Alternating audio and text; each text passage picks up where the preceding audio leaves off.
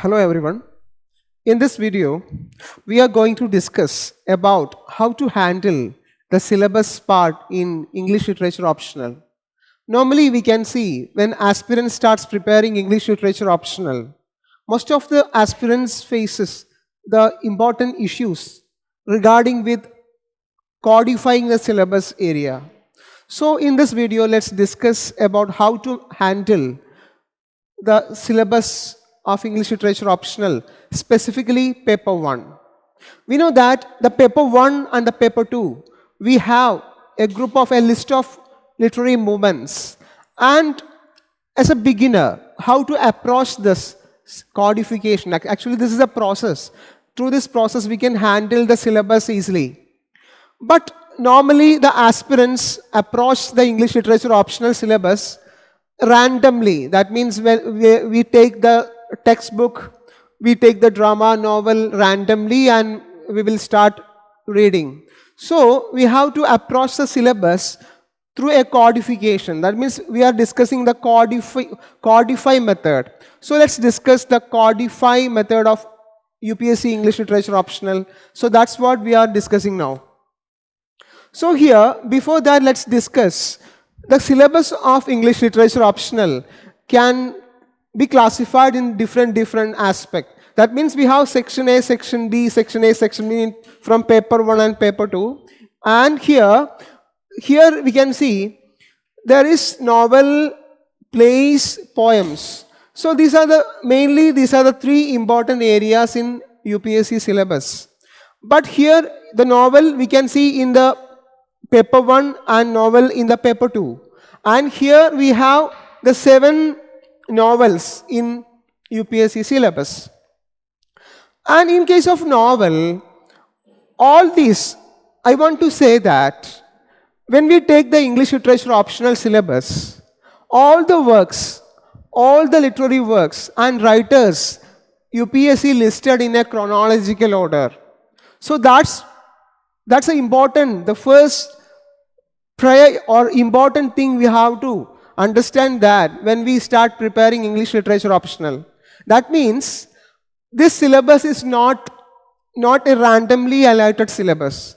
So the syllabus topic, writers and the works listed in a chronological order. That means we can easily understand that from the beginning of the part, we have the syllabus topics, that literary movements. That means UPSC specifically mentioned that the aspirant must be understood or must be studied in the base of all these areas, like the movement like Renaissance, Elizabethan, like romantic. So different movements are there.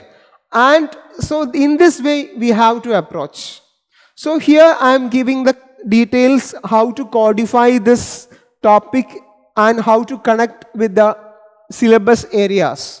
Okay. So here we already said we have novel, plays, poem. And here we can see fundamental knowledge of the history of English literature. So as a beginner, or if you are from an English literature background or not, whatever your background, you have to start with the historical background of English Literature Optional, and at the same time English literature, how to manage this syllabus topic and its split up. We can easily understand from that perspective. So you can start with English literature historic background. That means in syllabus we have Renaissance time. So that is a period from Renaissance onwards, the syllabus starts. But we have to focus mainly the Old English first. You can first analyze the Old English period. So here in the Old English period, we have to understand all about the writers, the major writers. That means Beowulf we have, then Kedamon, Beowulf. So all these are the important literary works and all, and relating with, because the ancient or the Old English time, the writers mainly unknown writers, but you have to study the society, the background of society, and how and what was the role of that period, then influence in the later period as well. So in this way you can approach. So start from the Old English onwards, but you need not to focus in depth.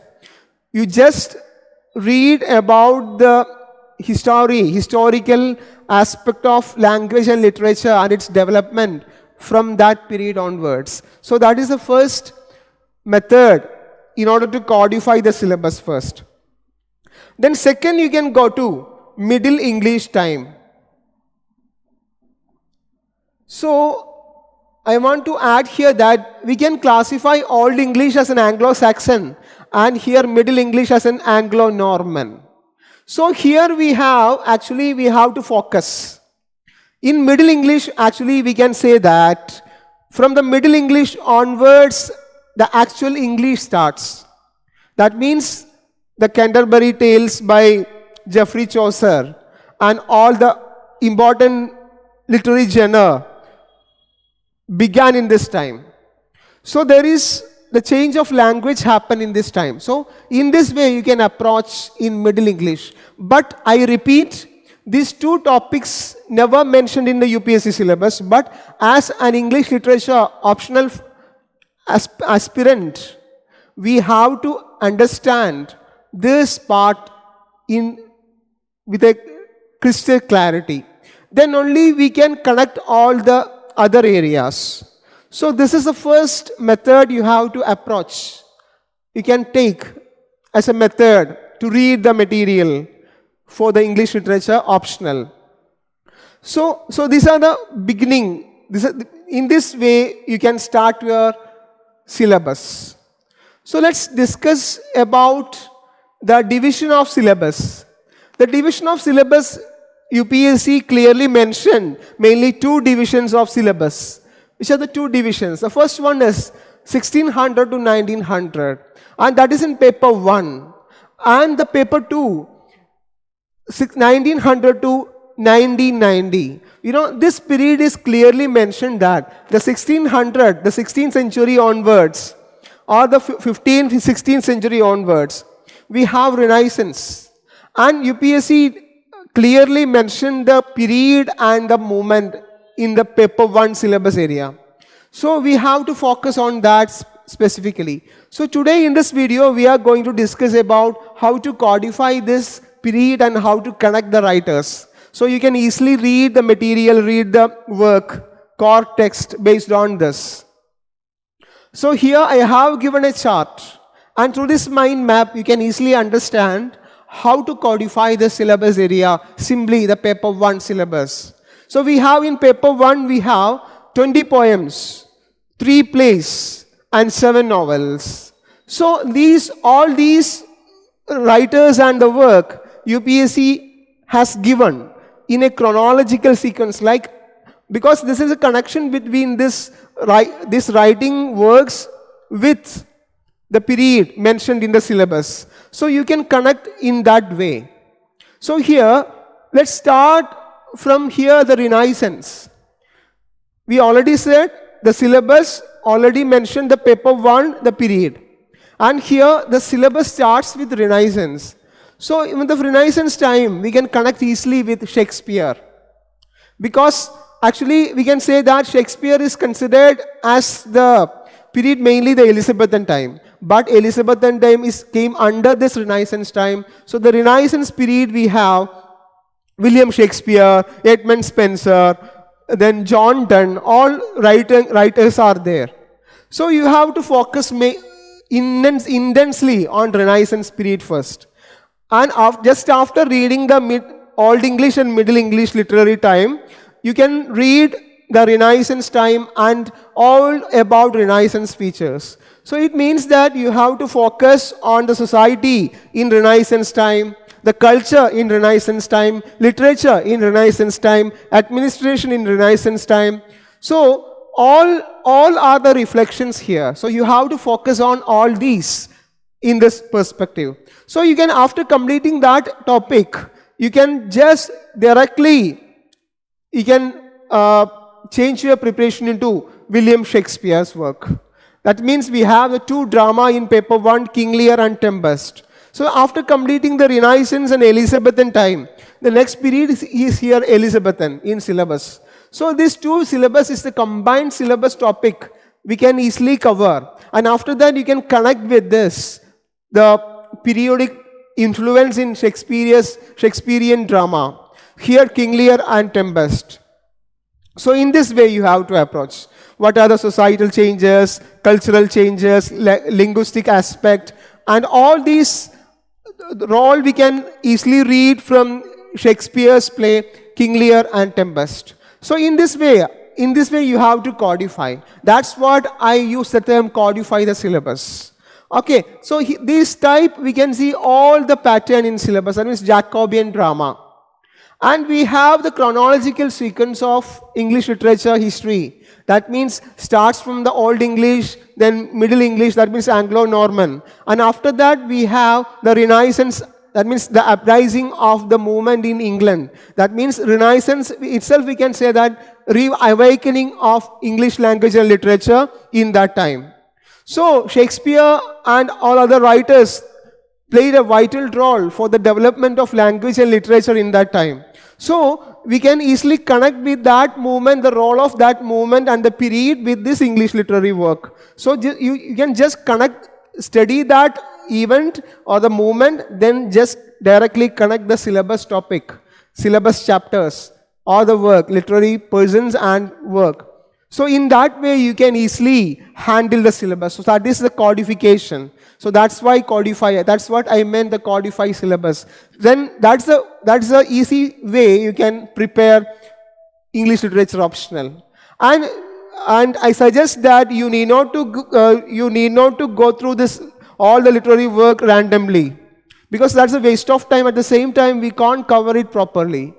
Okay, so there is a connection of this movement and the incident, historical aspect with the literary work. In that way, UPSC arranges the syllabus. So you have to prepare in that method you can prepare. So here, let's discuss the next part here, metaphysical poetry. And here metaphysical poetry means, what is metaphysical poetry? Metaphysical poetry means the poetry which give the high priority for the spiritual aspect. And this is one of the genre of the poetry. And here we have John Donne. So after completing this metaphysical poetry, and what is metaphysical poetry, what are the features of metaphysical poetry, how it originates, what are the reasons, and all these factors you have to cover first. Then you can go to the John Donne's work, because there is a connection. John Donne, actually we can say that the writer belongs to the Renaissance time. But UPSC already given the topic, that is metaphysical. Then metaphysical poetry, why UPSC has given the topic metaphysical? Because there is a connection of the metaphysical aspect with the John Donne. So we have 5 poems in John Donne syllabus. In John Donne poetry we have the 5 poems in UPSC syllabus, and you can read it easily. That means canonization, then relic, all these poems. So read it. So this is the method, this is the codify method you can use. This is the only method you can easily cover the syllabus, and you will have, so in this way, if you prepare in this way, you have the in-depth knowledge, you have the enough knowledge regarding with the period and the literary work. So this is a method you can use. So next we can see the epic. So the epic is the next topic in paper 1 literary movement part. In that part you can see the epic. So first read and understand what is epic. That means read in depth. What are the factors, what are the genres, what are the difference of epic from other poetry, and why epic became the prominent section of poem in that time. And here, after reading all about epic, and after you have to, that means first you have to read all about epic, then you can move to the John Milton. We have John Milton, Paradise Lost. Okay, so this is the codify method. Read the core and next move to the textbook. So in this way you have to approach. So here after epic we have mock epic. What is mock epic? Actually mock epic is just opposite. We can just opposite of epic. So mock epic is another genre of poetry in that time. That means the mock epic normally criticize the complex literary composition or the complex method used by the epic in epic poetry, specifically the poets like John Milton. And here we have in the same paper 1 section, we have a work, Alexander Pope work. That means Rape of the Lock. Rape of the Lock we have in the syllabus. So that is a mock epic poem.